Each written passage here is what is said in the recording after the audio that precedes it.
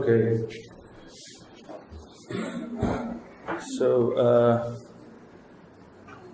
as you probably know, Brazil is going on a conservative coup d'etat that has been bulldozing the programs and the institutions that allowed anthropologists and other social scientists to be public intellectuals in the recent past. So this is part of the background of the things I will talk about. Now, what's the challenge of the indigenous anthropologies? Well, as part of programs of extending formal education to indigenous communities, we have a generation of individuals from the indigenous peoples in Brazil that got to their PhDs in anthropology. So this is a very exciting and interesting novelty in the anthropological panorama in Brazil. So we do have this group of people, and they come from their peoples, most of them in the Amazon, and they got their PhDs in anthropology. And again, that was, of course, was part of the result of programs of extending the right to education to these individuals. But then one thing that we quickly see in their publications is a very strong attack against anthropology, accusing anthropology of being a colonial practice, right? And that caught a lot of a good part of the Brazilian anthropological universe by surprise. So one thing I would like to discuss is, and it is connected to both Professor Tim's and Maggie's presentation, is what is this accusation and what we can do about it. So I'll go back to Professor Ingold's talk yesterday and his definition of anthropology. Generosity, open-endedness, comparative, critical, directed to the future. His mention that participant observation is an ontological commitment as part of the commoning of the future and of reality. And a very interesting term he uses for this is ontogenesis. In a different talk, he used the Deleuzian terms, interstitial differentiation, disjunctive synthesis. But then at some point yesterday, he said, we have reached an epochal moment where the Enlightenment has crumbled or is crumbling.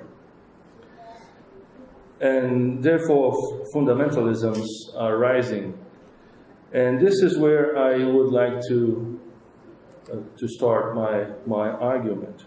So the crumbling of the Enlightenment not only brings with it an enormous amount of very serious dangers, but it also brings an enormous amount of very interesting opportunities for thinking differently. Right? So I found this 2 days ago in The Guardian. So this debate about decolonizing knowledge is happening in a very interesting way in England. So you have the London School of Oriental and Asian Studies. There's a huge debate about what to do with philosophers that are white men. So there is the post-colonial movement that left an important mark in the thinking of Latin America. Then there is the decolonization movement, and we have very, very important authors like Escobar, Mignolo, Quijano, Dusso. And I have to say that this movement is much stronger in the Spanish-speaking Latin America than in Brazil. Right? And we can, of course, discuss why. But in Brazil, there is this novelty that is the theory of Amerindian perspectivism proposed by Eduardo Viveiros de Castro. And a critical and important moment in the history of this theory was Eduardo's stay in Cambridge in 1998 and lectures that he delivered in Cambridge. So there's this connection with England. And one of the things that Eduardo says is the goal of anthropology, this is a different definition of what anthropology is or should be. The goal of anthropology is to help promote the ontological self-determination of peoples. And in a recent meeting of the American Anthropological Association, he also said that he was not referring only to human peoples. So yesterday, in my comment to Professor Ingold, I said, we all agree, I hope, I certainly agree with everything he said. Now the problem is in the nuts and bolts of how to make it exist, right? The common process. And in particular in the context of this program, we are going to collaborate with each other, right? This is the goal of this workshop. But then, what are the rules of engagement for this collaboration? This is something I would like to discuss. So there are two questions that I would like to discuss. One is about epistemological practices in the context of a process of decolonizing anthropology.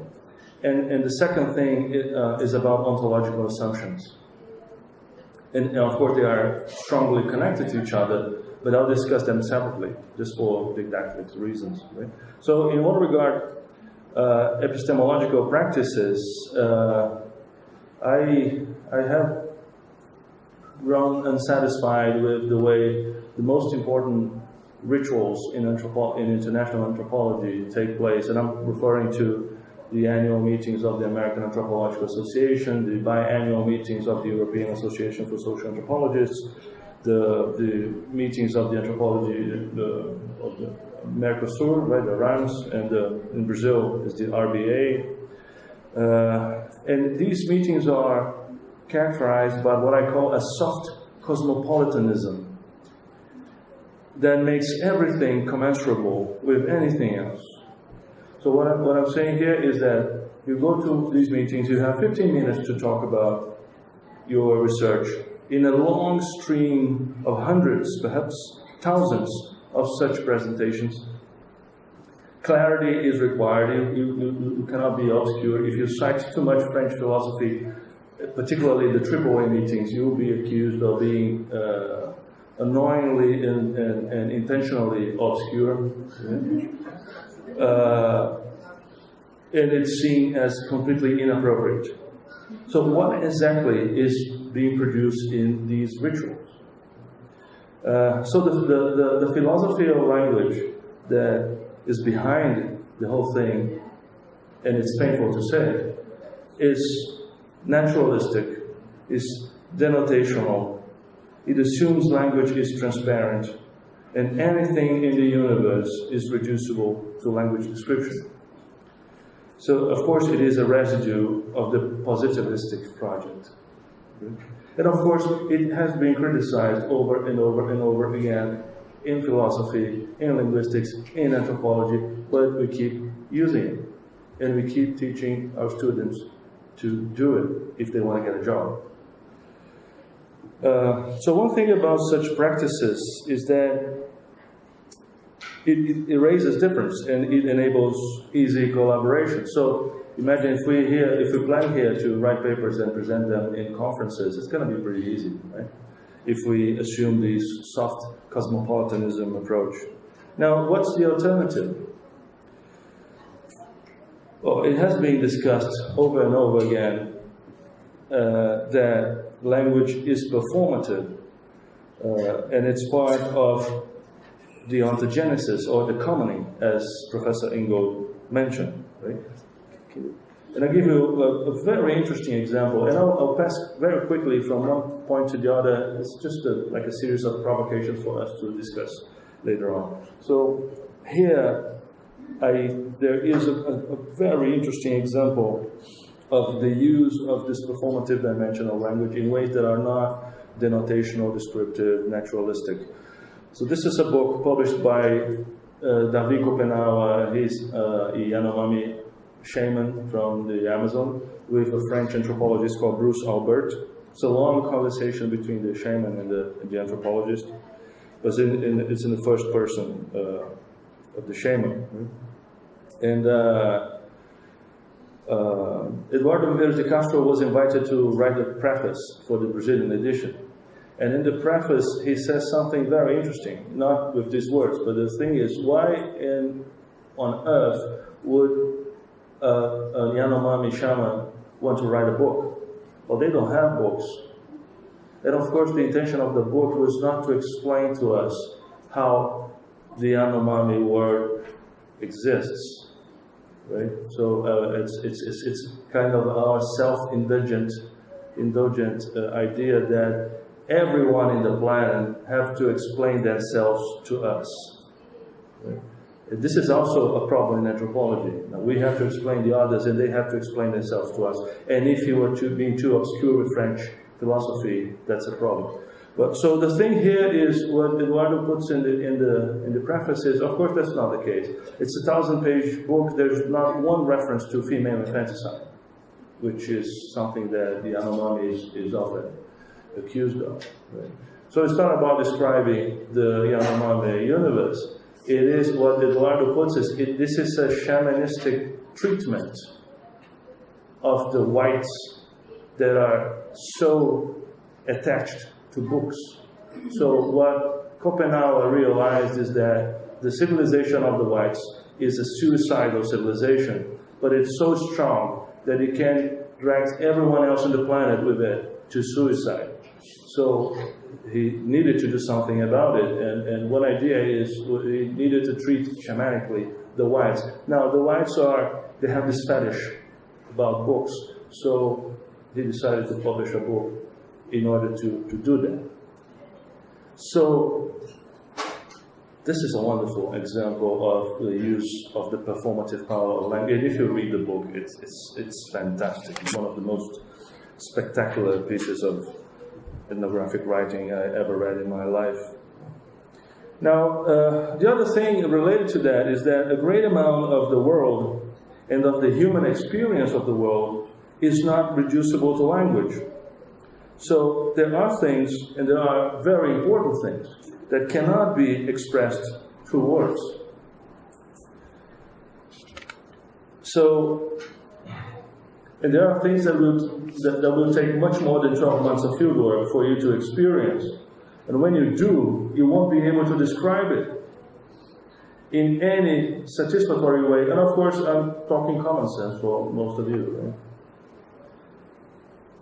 Except that in our writing exercises, we use genres of communication that assume that the world is perfectly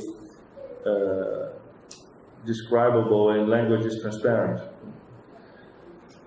So I think this is much more important in the crafting of a common future, of the commoning, as Professor Engel put yesterday, than our publish or perish rituals.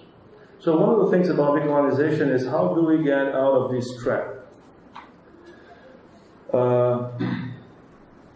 And this soft cosmopolitanism of international conferences is deeply problematic. Of course, it is a form of epistemological colonialism, maybe like a neo-colonialism, of course.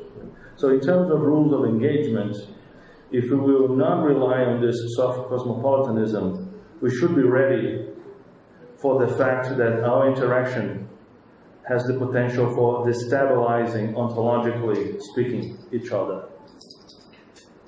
This is the key point I want to make. If we are not going to pretend everything is fine from the beginning, we will probably say things that will disturb each other, ontologically speaking. And then I go to my second point, which is related to ontological assumptions. And I'll start by saying that Uruguay is arguably the most Europeanized of all countries in Latin America. It was very efficient in its genocide against the indigenous population. But São Paulo is one of the most Europeanized states in Brazil.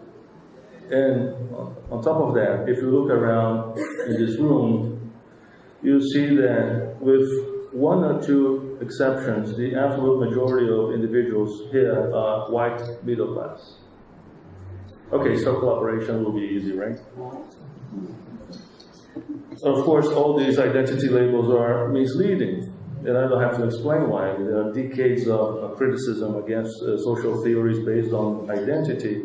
Now, what I want to get here is when I start reading the criticism of the indigenous anthropologists in Brazil, something very quickly came to my mind, and it is, well, who exactly are indigenous in Brazil?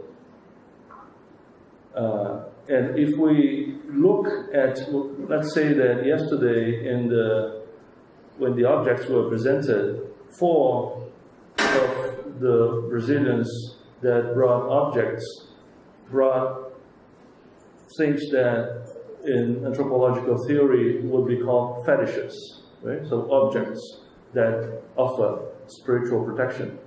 And that was not any theater or any play. So when you think about Brazil, a lot of people that could be considered indigenous because of the way they perceive and live reality may be white-skinned and may be descendants of Europeans. So I realized that I had a number of friends. I myself was raised in a family whose cultural tradition was deeply animistic. And then the majority or all of the Afro-Brazilian religious traditions are strongly animistic. And you have a very considerable amount of the population in Brazil that are connected to these religious traditions, including in anthropology. So one of the things I realized that I had friends that when they got into the university, they acted as if they were French individuals. It was a big theater. When they got out of the university, they went to the religious, center of practice, right? And then of course, we all know that we have multiple identities and we react to the context and so on. So the question here is why the Brazilian university has to be a theater where we pretend we are French or English or American in the way we perceive and live ontologically the world, right? So what I'm saying here is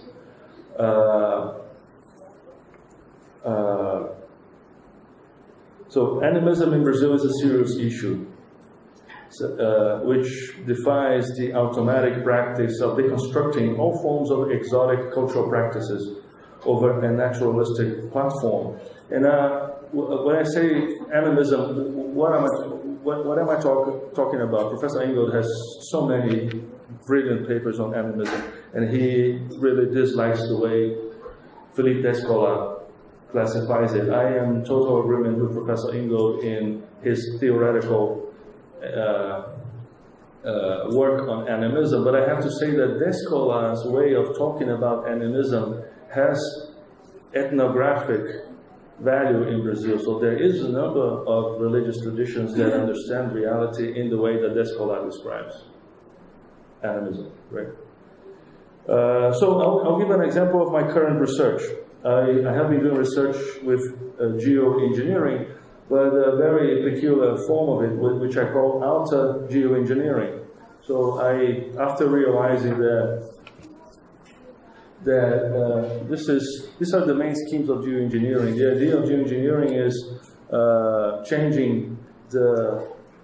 putting in place very large technological schemes in order to be able to control the chemical composition of the atmosphere or of the oceans or both of them, in order to control the amount of radiation coming from the sun that reaches the ground, right?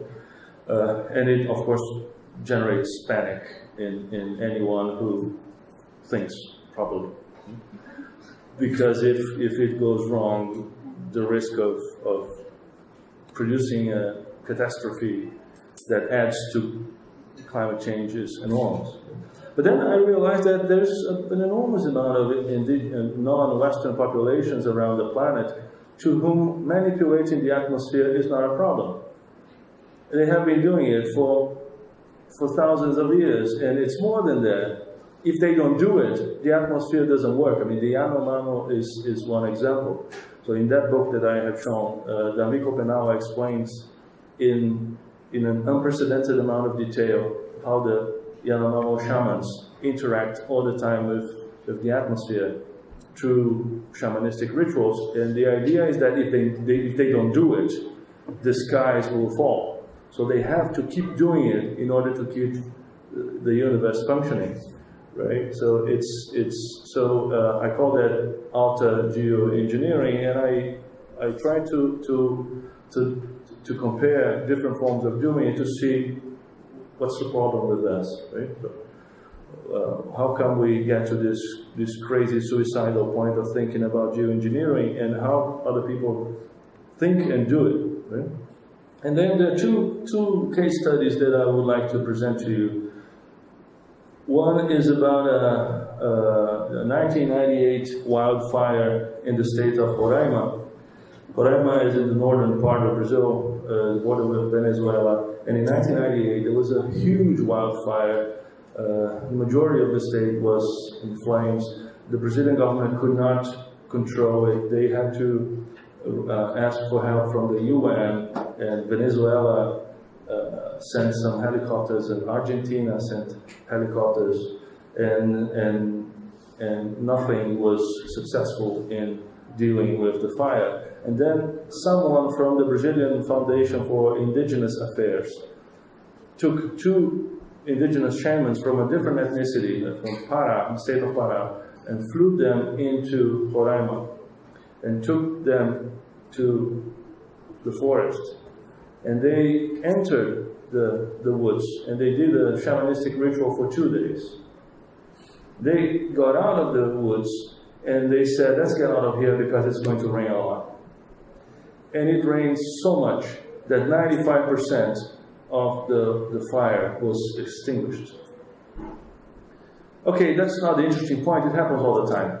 The interesting point is that the Brazilian Senate decided to form a commission to study the case. So this commission was formed by the senators and some technicians. They went to Roraima, and they did a number of public hearings in order to understand what happened. And they went back to Brasilia, and they produced this report.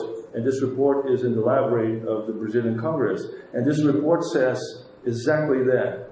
So the thing was totally out of control, and then two shamans were brought in, and they did this ritual, and they came out, and it rained a lot, and it extinguished without square quotes, no quotes in the Brazilian report. And I'm talking about the Congress, I mean, where you have an enormous amount of lawyers.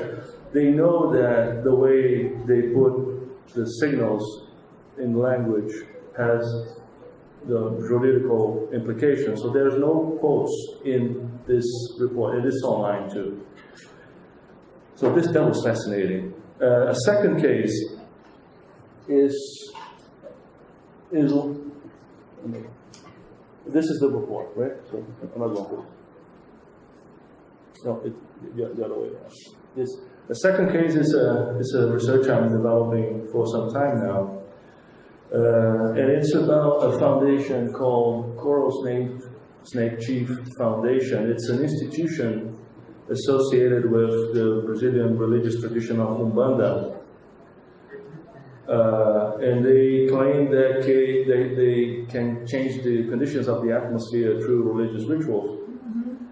And once again, that's nothing special. What's interesting about this case is that they provide services to very visible, important clients in Brazil, like the municipal government of the city of Rio de Janeiro, the municipal government of the city of São Paulo. So I'm talking about the two largest, richest, and most sophisticated cities in the country. And they also provide service to a company called Furnas, which is part of the Ministry of Mines and Energy. And they produce hydropower, so they are interested in rains. And besides the clients that come from the public the government, they also have private clients like, these are the contracts that they do exist, and they were published in the in Brazil. So another very visible client is the company that produces Rock in Rio. So Rock in Rio is a musical concert, has been going on for many, many years now, and they have editions in Rio, in Lisbon, in Spain. There was one edition in Las Vegas. And since, I think, 2001, they hired the Coral Snake Chief Foundation, so they make the weather dry without rains during the concerts. What happens, the municipal government of Rio de Janeiro hires them for producing dry weather during the firework spectacle of the New Year's Eve in the Copacabana Beach, which is one of the most famous firework festivals in the world, right? And the institution claims, I could not verify this, but the institution claims that in 1987 in England there was a cold spell that was so intense. I think the temperature was like 10 degrees under minus Celsius, and someone called them, and in 24 hours the temperature went above zero or something, and there is something in the Guardian talking about it. But as I said, this was given to me by the institution. I haven't checked. Now, another connection to England is that in the 2012 Olympic Games, there were news articles in Brazil saying that these people were called in order to produce the dry weather over the Olympic Stadium where the opening ceremony would take place. And then the article says that, well, how does it happen? So it is a religious institution. There is a woman who incorporates the spirit of the Coral Snake Chief, and then the spirit has an army of other spirits that work in controlling the conditions of the weather. So this woman stayed in Dublin, and humidity that was coming from the ocean was deviated to Spain or something like this. So it's described in this. And this is a very respected journalist in Brazil. If you were Brazilian, you will recognize him. He's a celebrity guy in Brazil. One more. And now there is one particular interesting case here, and that is the Brazilian Association of Meteorologists. They sued this institution for the illegal practice of metrology. And then, so there is a CREA. CREA is the institution in Brazil that regulates the work of engineers, agronomers, and meteorologists. So if you're a meteorologist, you have to have your registration at CREA. So there was a complaint at CREA that these crazy guys are doing, meteorology without a proper. Well, now the fascinating part of it is that CREA assigned some of its members to analyze and judge the case, and the guy gave it to the institution.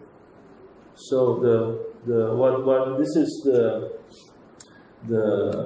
report that he produced, and what he says in the report is, meteorology is about science, and what these people do is about religion, and the two things have nothing to do with each other. Therefore, we have nothing to do with that.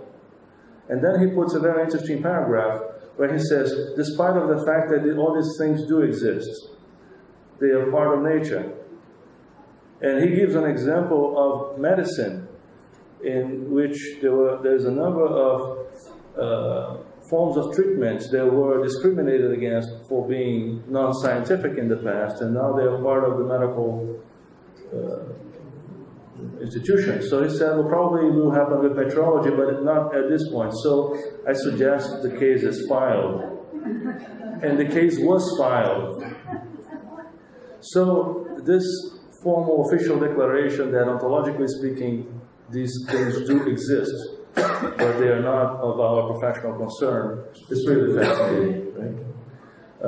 And of course, there was a lot of media coverage of all these things.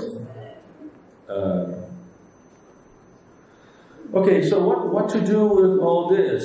So there are some analytical possibilities here, right? I can do like a hermeneutic analysis, a symbolic analysis in the Goethean tradition. I can talk about fetishism, alienation, false consciousness. I can talk about biopower, governmentality. I can, talk about bring theories from social psychology and evoke psychoanalysis. And in doing that, what would I be doing? I would be dissolving reality away. Right? So one of the problems in a situation like this is that very often anthropological theory is evoked to neutralize ontological difference. From someone that came from an animistic background like myself, there's nothing to be explained. Nothing. Right? So there's no need to neutralize this reality. Perhaps there are other things to be explained. How politicians deal with the amount of ambiguity and conflict in putting their names in a contract with this institution. But not the existence of, or not, of these beings that are part of reality, despite of the fact that Western mainstream science keeps them out. Okay? I'm going to give you another quick example. No, it's here.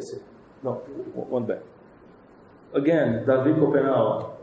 He was in the National Museum in Rio de Janeiro in an event with anthropologist Roy Wagner. It's a very interesting event in Rio. And he said something that was fascinating. He said that the Amazonian shamans are very concerned about climate change for a long time. I mean, they have been noticing the changes in the vegetation and the animals in the sky and so on. And they have been working on it for a long time now, shamanistically. And then there comes what's fascinating. What he said is, whatever the equipments of the white people can detect and notice is only what we could not mitigate through shamanism. Do you understand what I'm saying? Well, my meteorologist friends, they get enraged when I say that. So what he's saying is, we have done a lot, and you cannot see it because we fixed. So whatever you can see is only what we could not fix through your equipment and so on. So it's a kind of a reversal of an ontological hierarchy, right? And again, what to do with that? There's nothing we can do with that, actually. And why do we feel that he must be wrong? And we have to find a way of proving him wrong. Okay, so what I'm saying here is we are different. I don't know who this we are, but we are different. And I believe that all this that I mentioned exists more intensely in Brazil. So I may have shocked my Uruguayan colleagues here today. But it is my perception that this is an interesting starting point for our collaboration and also for how we construct the process of commoning. And that is now our challenge. Thank you.